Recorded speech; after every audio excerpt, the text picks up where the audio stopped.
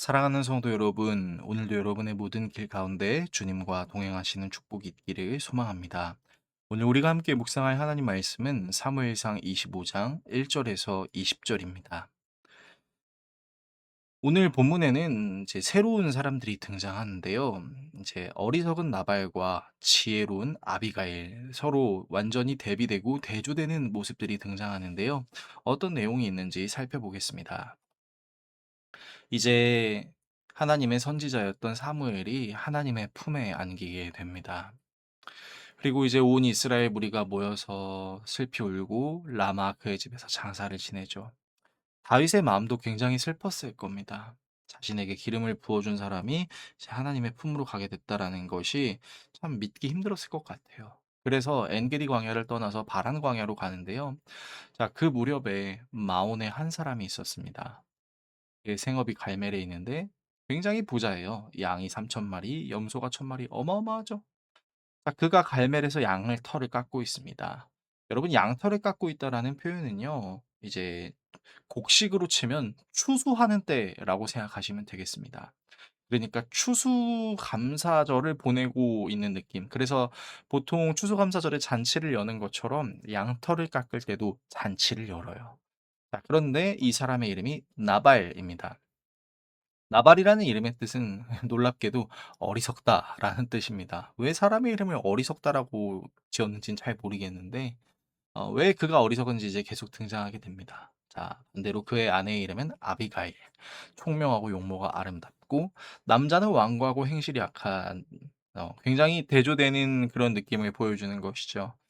자, 다윗이 이제 나발이 자기 양털을 깎는다라는 소식을 광야에서 듣게 됩니다. 자, 광야에 있으니까 다윗이 얼마나 배고팠겠어요. 그래서 부하 10명을 보내서 갈멜에 가서 나발에게 내 이름으로 문안하고 그 부하게 사는 자에게 평강하라고 축복하면서 양털 깎는 자들을 들었으니까 우리가 너희 목자들을 지켜줬던 것처럼 너희들도 우리에게 좀 은혜를 베풀었으면 좋겠다. 좋은 날에 왔으니까, 양털 깎는 날에 왔으니까 라고 이야기를 하는 것이죠. 자, 그래서 다윗의 부하들이 그 말을 듣고 나발에게 그대로 전하는데요. 나발이 다윗의 부하들에게 얘기합니다. 다윗이 누구냐? 정말로 몰랐을까요? 모를 리가 없죠. 근데 거기서 그치지 않아요. 이새의 아들은 누구냐? 여러분 여기서 이새의 아들이라는 표현은 비하 발언입니다. 게다가 거기서 멈추지 않고요. 요즘에 각기 주인에게서 억지로 떠난 종이 많도다. 자, 지금 이거 뭐라고 얘기하는 거예요? 사울의 배신자라고 얘기하고 있는 거죠. 그러니까 진짜 말을 너무 함부로 해요. 그러면서 내 떡과 물과 양털을 깎는 자를 위해서 잡은 고기를 어디서 왔는지 알지도 못한 자들에게 내가 왜 줘야 되냐. 갑자기 자기 목자들을 지켜줄 때는 그걸 되게 당연하게 여겼으면서 어 그 자기 목자들을 지켜준 사람들에게 베풀어야 될 때는 베풀지 않는 거죠. 그리고 다윗의 부하들이 이 이야기를 다윗에게 그대로 전하니까 칼을 차고 오죠. 다윗이 분노한 거예요. 400 명을 데리고 가고 200 명은 소유물을 지키게 합니다. 자, 근데 그 무렵에 이제 나발의 하인 중에 한 명이 아비가일에게 얘기해요. 그러니까 아마 그 나발의 모습을 봤었던 것 같아요. 그리고 큰일 났다라고 생각한 거죠. 다윗이 우리 주인에게 문하나요 광야에서 전령을 보냈는데 주인이 그들을 모욕했다. 그러면서 사실을 말하기 시작합니다. 우리가 양을 치고 있을 때 다윗의 부하들이 우리를 선대해서 우리가 다치거나 이런 적이 없었다. 게다가 잠깐만 지켜준 게 아니라 밤낮 우리에게 담이 되어 주었다. 여기서 담이 되어 주었다라는 것은 보호막이 됐다라는 얘기입니다. 그래서 이제 아비가일이요. 아시잖아요. 우리가 어떻게 해야 되는지. 지금 다윗이 우리를 죽이려고 하고 있습니다. 빨리 조치를 취해 주십시오라고 얘기를 하는 거죠. 하인도 주인은 불량한 사람이라고 이야기해요. 그러니까 나발이 얼마나 어리석은지를 알 수 있죠. 그래서 아비가일이 급히 떡 200덩이, 포도주 2가죽 부대를 잡아서 요리한 양 5마리, 볶은 곡식 5세야, 건포도 100송이와 무화과 뭉치 200개. 자, 어마어마하게 많은 양들을 들고 이제 다윗을 만나러 가려고 하는 거죠. 그리고 너희들이 먼저 가라. 나는 너희 뒤에 가겠다. 그리고 나발에게는 말하지 말아라. 라고 얘기합니다. 그렇게 아비가일이 길을 떠나서 다윗을 만나게 되므로 오늘 본문이 마무리됩니다. 오늘의 말씀을 우리의 삶에 어떻게 적용해야 할까요? 먼저 어리석은 자의 특징에 대해 생각해 봅시다. 자, 성경은요, 나발의 정체를 자신이 가진 재물로 표현합니다. 보통 성경에서 인물 이름이 나올 때는 이름이 먼저 나오고 그 사람의 특징이 나오잖아요. 근데 오늘 본문은 재밌게도 나발의 재산이 먼저 나옵니다. 그렇다는 것은 나발은 자신의 정체성을 자신이 가진 재물로 표현하는 사람이었다라는 것이죠. 나발은 자신의 목자들을 지켜준 다윗을 신뢰의 대상이 아닌 거래의 대상으로 여깁니다. 자신이 도움을 받은 것은 당연하게 여겨요. 근데 자신이 누구를 도와줘야 할 때는 그것을 당연하게 여기지 않죠. 굉장히 이기적인 사람입니다. 게다가 나발은 다윗을 이새의 아들 비하바런, 주인에게 억지로 떠나는 종, 배신자로 함부로 표현하죠. 사실 다윗은 하나님의 택하심을 받은 자였고 사울을 하나님의 기름 부음 받은 왕으로 인정하는 자였음에도 불구하고 말이죠. 여러분, 그래서 어리석은 사람들은요, 늘 자신의 재물로 자기를 과시합니다.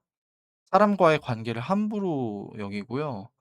또 함부로 여기기 때문에 말도 함부로 하게 되는 것이죠. 반대로 지혜로운 자의 특징을 생각해 봅시다. 자, 아비가일의 정체성은 지혜로움으로 표현됩니다. 그리고 나발과는 다르게 먼저 이름이 그리고 성품이 등장합니다.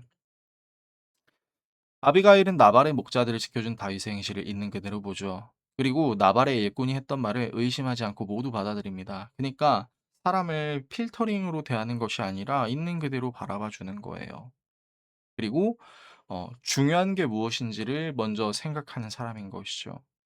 아비가일이 다윗을 만나러 가는 일을 남편에게 말하지 않은 이유는 당시 사회에서 여자는 남편이 하는 말을 무조건 들어야 했습니다. 그러니까 여성의 인권이 바닥이었던 시절이었죠. 그런데 아비가일은 남편의 마음을 상하지 않게 함과 동시에 다윗의 분노를 사그러들게 하죠. 물론 어떤 분들은 이렇게 얘기하실 수 있겠습니다. "그래도 나발에게 얘기해야 되는 거 아닌가요?" 라고 얘기하실 수 있는 분도 계시겠지만 여러분, 이 시대 당시에는 전혀 그렇게 얘기할 수 없었던, 그리고 무엇보다 중요한 것이 지금 다윗이 나발과 모든 사람을 죽이려고 오고 있었잖아요. 근데 다윗은 사실 이들을 지켜주는 사람들이었어요. 왜요? 이스라엘의 왕이 될 사람이었고 이스라엘의 백성들이 자신이 지켜야 할 존재들인 것을 알았기 때문이죠. 아비가일은 다윗의 그 정체성을 지켜주는 역할을 하게 됩니다. 이것이 바로 지혜로운 자의 특징이라는 것이죠. 어리석은 사람은 사람의 정체성을 함부로 깎아내리지만 지혜로운 사람은 그 사람의 정체성을 살려주는 일을 하는 것이죠. 우리 또한 삶을 살면서 어리석음과 지혜로움의 어 그 어딘가에 이제 살아가게 되는 것 같은데요. 하나님의 은혜로 우리의 어리석음은 해결하고 하나님의 은혜의 지혜로움을 드러내는 삶을 살 수 있는 저와 여러분 모두가 될 수 있기를 예수 그리스도의 이름으로 축원합니다. 기도하겠습니다. 우리를 사랑하시는 아버지 하나님, 내가 가진 것으로 나를 판단하지 않고 나를 사랑하시는 하나님의 은혜를 나의 정체성으로 여길 수 있게 해 주십시오. 모든 사람과의 관계 속에서 하나님을 경외함으로 평안함을 누릴 수 있게 해 주십시오. 예수 그리스도의 이름으로 기도합니다. 아멘.